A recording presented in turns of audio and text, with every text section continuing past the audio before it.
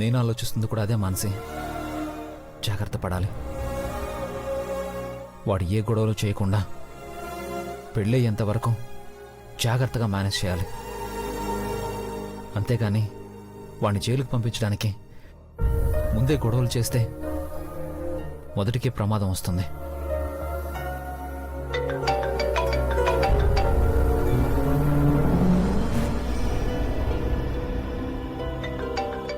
వీరసం phone చేస్తున్నాడేంటి?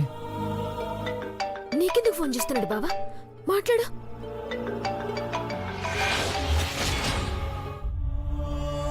Hello hello, అల్లుడు బాబు, నేను మీ మామ ఈరాస్వామిని.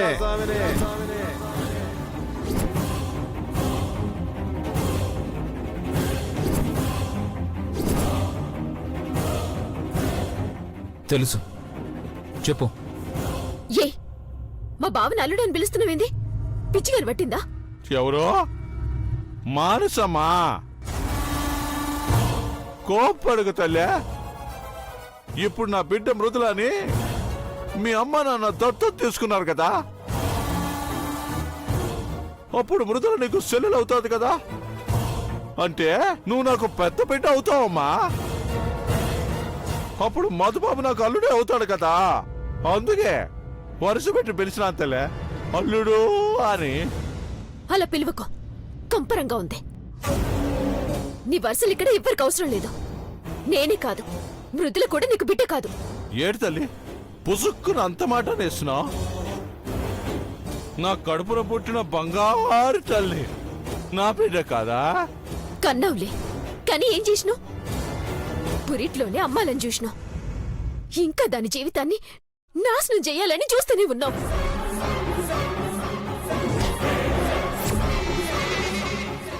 ఏదో దాని కర్మగాలి నీ కడుపున పుట్టింది గాని ఇప్పుడు మాత్రం మా ఇంటి బిడ్డ, నా చెల్లెలు.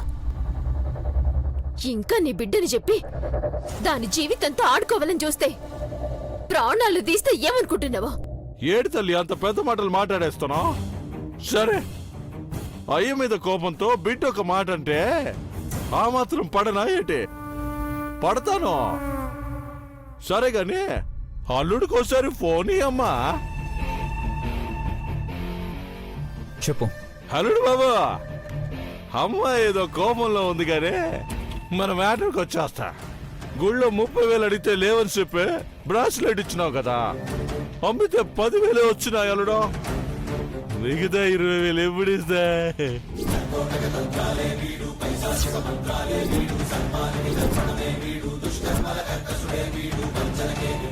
ఏంది బావగిరి, నువ్వు వానికి డబ్బులు ఇచ్చడండి? గుళ్ళో మంచిగా మాట్లాడిందంతా నాటకమే కదా. అప్పుడే అనుకున్నా వాడు మారుడు. నాన్నకి చెప్పాల్సిందే బావా. మానసి, కాసేపు మాట్లాడుకున్నా ఉండు. ఇప్పుడు నువ్వెక్కడున్నావు? అల్లుడు బాబు, నా అకౌంట్ నెంబర్ ఉందిగా, దానికి పంపించు. సరే, ఫోన్ పెట్టే, పంపిస్తాను. నా అల్లుడు బంగారం, నా బిడ్డను బాగా చూసుకో అల్లుడు. ఏంది బావా, ఏం జరుగుతుంది అసలు? వాడు డబ్బులు అడిగితే ఒక్కడి వీకకుండా పంపిస్తా అంటవేంది? అసలు వాడికి భయపడేంది? భయపడ్డం కాదే, నేను చెప్పేది విను. అసలు బద్మాష్ గాడు నాకు గాని కనిపిస్తే ఆన్నే కాల్చి చంపేస్తా. చెత్తను బూతులు వచ్చేస్తున్నాయి. అసలేంది బాబా వాడిరు బాబు? మృదులని ఏడిపించుడేంది? నిన్ను డబ్బులు అడుగుడేంది? లాస్ట్ టైం మృదులను తీసుకుపోయినప్పుడు 15 రోజులు అందరం నరకం అనుభవించినాం బావా. ఈసారి మాత్రం వదిలేదు లేదా? మానసి, ముందు నేను చెప్పేది వింటావా లేదా? నీకన్నా ఎక్కువ కోపం నాకుంది, కానీ ఆవేశపడ్డం వల్ల ఉపయోగం లేదు. ఏ గొడవ లేకుండా మృదుల పెళ్లి జరగడమే కదా మనకు కావాలి. అంతవరకు వాడిని జాగ్రత్తగా హ్యాండిల్ చేయాలి. అదే చేస్తున్నాను. అంతేకాని వాడికి భయపడి కాదు. వాటి సంగతి నాకు వదిలేసి నువ్వు ప్రశాంతంగా ఉండవు. సరే బావా, నీ మీద నమ్మకంతో వదిలేస్తున్నా. కానీ మళ్ళీ వాడొచ్చి ఏదన్నా రగడ చేసిండో చంపేస్తాన కొడుకుని. సరే, నేను చూసుకుంటాను. నువ్వు వెళ్ళి పడుకో.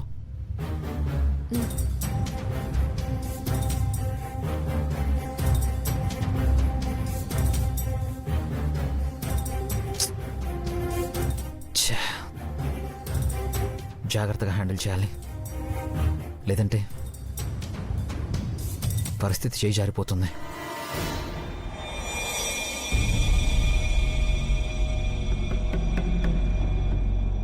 హలో. రేయ్, వాడినంత సింపుల్గా వదలదురా.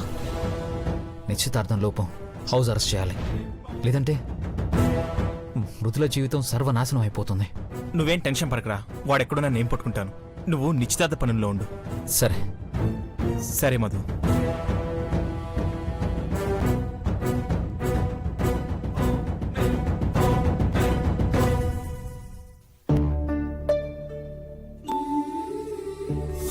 మొత్తం 30 లక్షలు ఇస్తే మళ్ళీ మీ జోలికి రాదు. ఎలా? అసలుకు వడ్డీ. మృదులా, మృదులా, ఇక్కడున్నావా? మీరా? కూర్చోండి, కాఫీ తీసుకొస్తాను. కాఫీలు టీలు ఏమొద్దు గాని ఇప్పుడు ఫ్రీగానే ఉన్నావా, పనేమన్నా ఉందా? ఫ్రీగానే ఉన్నాను, చెప్పండి. అయితే అలా బయటికి వెళ్దాం పదా.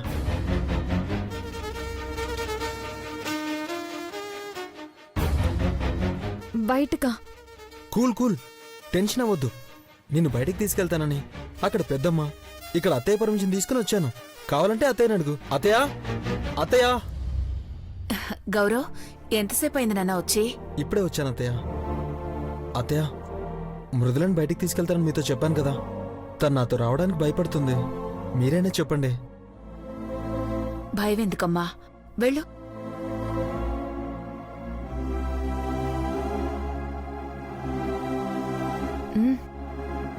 సరేనమ్మా. థ్యాంక్స్ అత్తయ్య. అయ్యో, థ్యాంక్స్ ఎందుకు నాన్నా? ఇద్దరూ కాబోయే భార్య భర్తలు సరదాగా బయటకు వెళ్ళరండి. ఈ థ్యాంక్స్ మృదులను నాతో బయటికి పంపిస్తున్నది కాదత్తయ్య, మృదుల లాంటి అమ్మాయిని ఇన్నాళ్ళు పెంచి నాకు గిఫ్ట్గా ఇస్తున్నందుకు.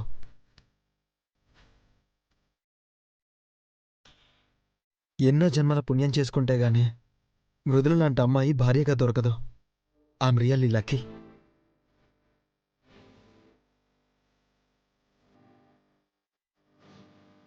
నీలాంటి మంచి అబ్బాయి భర్తగా దొరకడం కూడా మా మృదుల అదృష్టమే బాబు. మృదులకి పెళ్లి సంబంధాలు చూస్తున్నప్పటినుంచి ఎలాంటి వాడొస్తాడో, మృదులని ఎలా చూసుకుంటాడోనని మేం భయపడుతూనే ఉన్నాం. కాని చివరికి బంగారం లాంటి నువ్వొచ్చావు. ఇక మృదుల గురించి మాకెలాంటి భయం లేదు. మీరు ఎప్పటికీ ఇలాగే సంతోషంగా ఉంటే చాలు బాబూ. వెళ్ళిరండి. వెళ్ళమ్మా. మానసితో ఒక మాట చెప్పొస్తానమ్మా. మానసి వాళ్ళ అత్తయ్య దగ్గరికి వెళ్ళిందమ్మా. నిశ్చితార్థం కోసం కొన్న బట్టలు నగలు చూడటానికి రమ్మంటే వెళ్ళింది. ఇప్పుడప్పుడే రాదుగాని మీరు వెళ్ళరండమ్మా. వెళ్దామా?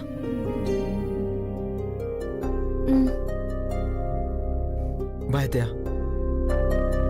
జాగ్రత్తమ్మా. ఇంత అమాయకం పిల్లేంటో, కాబోయే భర్తతో బయటికి వెళ్ళడానికి కూడా భయపడుతోంది. ఆ మూడు ముళ్ళు పడితే ఆ భయం అదే పోతుంది.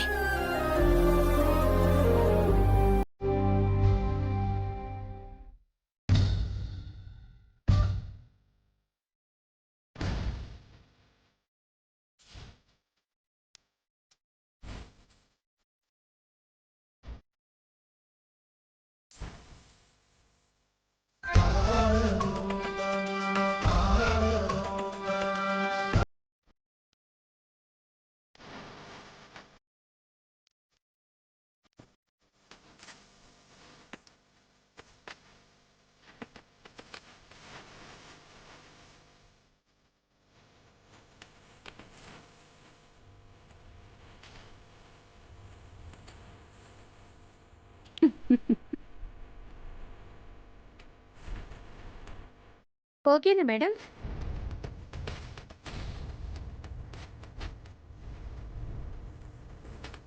అంతా ఓకే, కానీ మ్యాచింగ్ బ్యాంగిల్స్ మార్చాలి. ఇంకా ఇయర్ రింగ్స్ కొంచెం చేంజ్ చేస్తే బాగుంటుంది. ఏందత్తగిది? ఎవరైనా నిశ్చితార్థం అంటే ఆ రోజు రెడీ చేస్తారు. నువ్వేంది 2 రోజుల ముందే రెడీ చేసి చూసుకుంటున్నావు? ఏం చేసినా పర్ఫెక్ట్గా ఉండాలమ్మా. నీ కంటికి పెట్టే కాటుకు నుంచి కాలికి పెట్టుకునే నెయిల్ పాలిష్ వరకు అంతా పర్ఫెక్ట్గా ఉండాలి.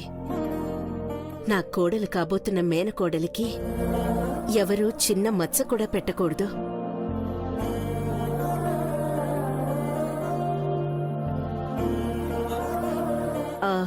అన్నట్టు ఆ నెయిల్ పాలిష్ కూడా మార్చు.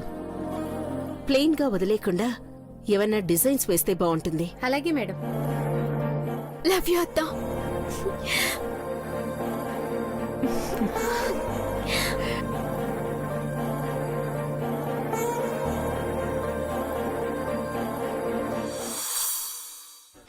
మధు ఎక్కడమ్మా?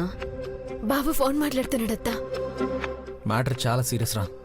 ఎక్కడున్నాడో కనుక్కొని ముందే వాడిని కంట్రోల్లో పెట్టుకోవాలి. లేదంటే లాస్ట్ మినిట్లో వచ్చి ఏదైనా ప్రాబ్లం క్రియేట్ చేయొచ్చు.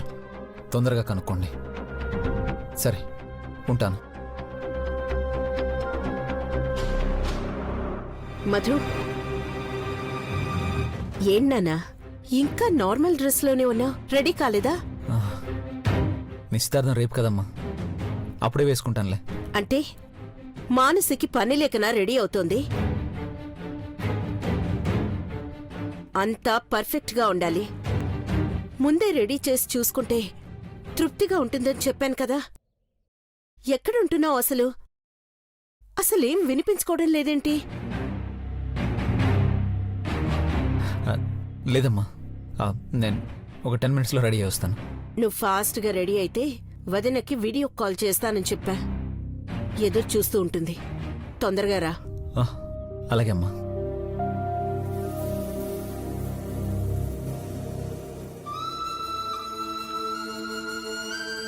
గౌరవ్ ఎక్కడున్నాడు?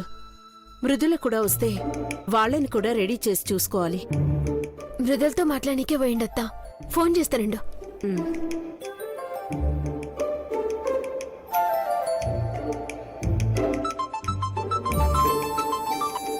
హలో బాబాయ్. గౌరవ్ ఏడున్నారు? మృదుల్ని కలిసినవా? ఇప్పుడే ఇద్దరం కలిసి రెస్టారెంట్కి వచ్చాం బాబాయ్. Wow, super. కలిసిర్రా? హ్యాపీనా గౌరవ్? మాట్లాడతావా? వద్దు, నేను మాట్లాడుతూ మళ్ళీ కంగారు పడుద్ది. తొందరగా మాట్లాడి ఇడికొచ్చేయండి. ఏడనే లంచ్ చేస్తూ మాట్లాడుకుందాం. ఓకే బాబాయ్. అత్త, మృదుల గౌరవతో కలిసి రెస్టారెంట్కి పోయిందంట. దానికి కూడా కొంచెం కొంచెం మొహమాటం పోతుందత్త. ఇక నీదే ఆలస్యం. నిశ్చితార్థం జరిగిన 2-3 రోజుల్లో మంచి ముహూర్తం చూసి పెళ్లి చేయాలత్తా. ఇద్దరూ హ్యాపీగా ఉంటారు. అలాగేనమ్మా. నిశ్చితార్థం రోజే పెళ్లి ముహూర్తం పెట్టిద్దాం. సరేనా? థ్యాంక్ యూ అత్త. Thank you so much. Mridula Gaurav వాళ్ళు హ్యాపీగా ఉంటే చాలు. మృదుల, ఏం తీసుకుంటావు? Ice cream? ఏం వద్దండి. సరే, జ్యూస్ చెప్తా. 2 orange juice. Okay sir. Mridula, ఈరోజు మనస్ఫూర్తిగా నీతో మాట్లాడాలని బయటికి తీసుకొచ్చాను మృదుల. నా మనసులో ఉన్నది నేను చెప్తాను. అలాగే నీ మనసులో ఉన్నది నువ్వు కూడా చాలా ఓపెన్గా చెప్పాలి. ఈ క్షణం తర్వాత నేనేదో అనుకుంటున్నానని నువ్వేదో అనుకుంటున్నావని నేను, ఎలాంటి డిస్టర్బెన్సెస్ ఉండకూడదు.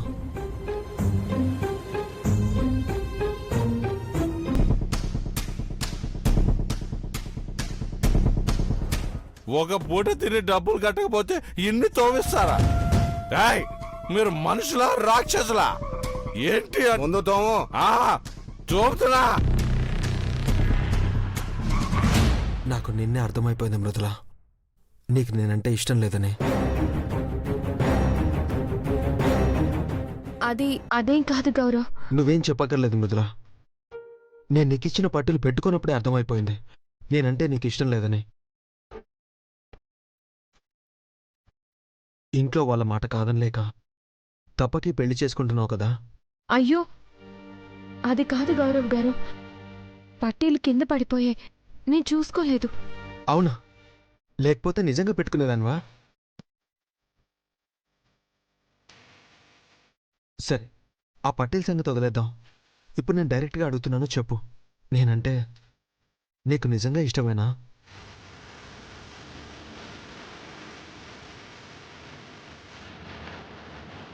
నీ మనసులో నేనున్నానా?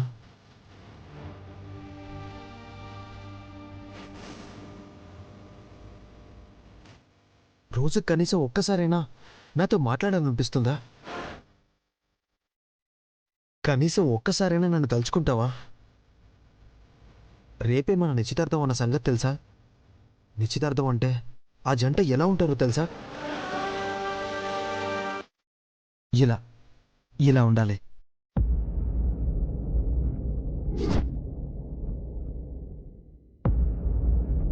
ఇంత సంతోషంగా ఉంటారు మృదుల. ఒకరిని విడిచి ఒకరు ఉండలేనంతగా ఉంటారు. అసలు వారి ప్రపంచమే వేరు. కానీ మనిద్దరం సంబంధం లేని వేరే ప్రపంచంలో ఉన్నాం. అసలు ఎలా ఉండకూడదు అంటే నీలా ఉండకూడదు మృదుల. అసలు రేపు నిశ్చితార్థం పెట్టుకుని ఇలా ఎందుకుంటారో చెప్పనా? నా దగ్గరేవో మహిమలుండి చెప్పడం లేదు మృదుల. క్షణక్షణానికి నీకు నాకు మధ్య పెరుగుతున్న దూరం బట్టి చెప్తున్నా. ముహూర్తం దగ్గర పడే కొద్దీ నీ కళ్ళల్లో పెరుగుతున్న బెదురు చూసి చెప్తున్నా. నువ్వెవరినో ప్రేమిస్తున్నావు మృదుల. అయ్యో అలాంటిదేం లేదండి. లేదు మృదుల, నీ మనసులో ఎవరో ఉన్నారు. నువ్వెవరికీ చెప్పుకోలేకపోతున్నావు అంతే. నీ కళ్ళల్లో తడి చెప్తోంది. నువ్వు ఆ మనిషికి దూరం అవుతున్నందుకు ఎంత బాధపడుతున్నావు.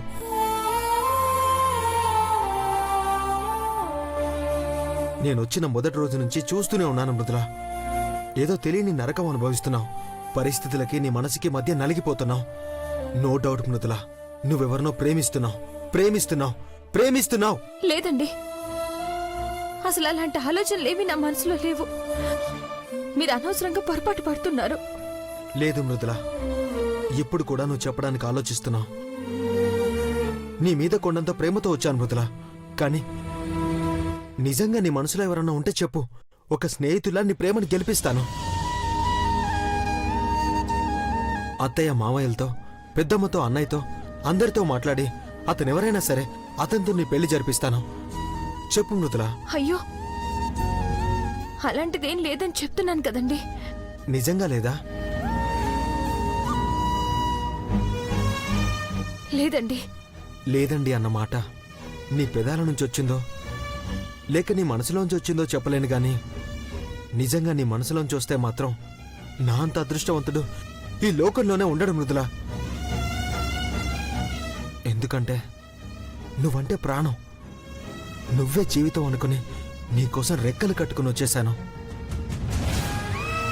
పెద్దమ్మ నీ గురించి చెప్పాక ఎంత ఎగ్జైట్ అయ్యానో నాకు మాత్రమే తెలుసు. కానీ నీ దగ్గరకు వచ్చాక ఒక్కొక్క రోజు గడిచే కొద్దీ ఆ ఆనందం ఆవిరైపోతూ వచ్చింది. కానీ ఇప్పుడు నువ్వేమీ లేదని ఇంత ఖచ్చితంగా చెప్తుంటే మళ్ళీ ఆశలు చిగురిస్తున్నాయి. సరే, నా అదృష్టం నిజమైందో కాదో ఇప్పుడే చిన్న పరీక్ష పెట్టుకుంటా. ఒక 10 నిమిషాలు టైం ఇస్తున్నా. బాగా ఆలోచించుకో మృదుల.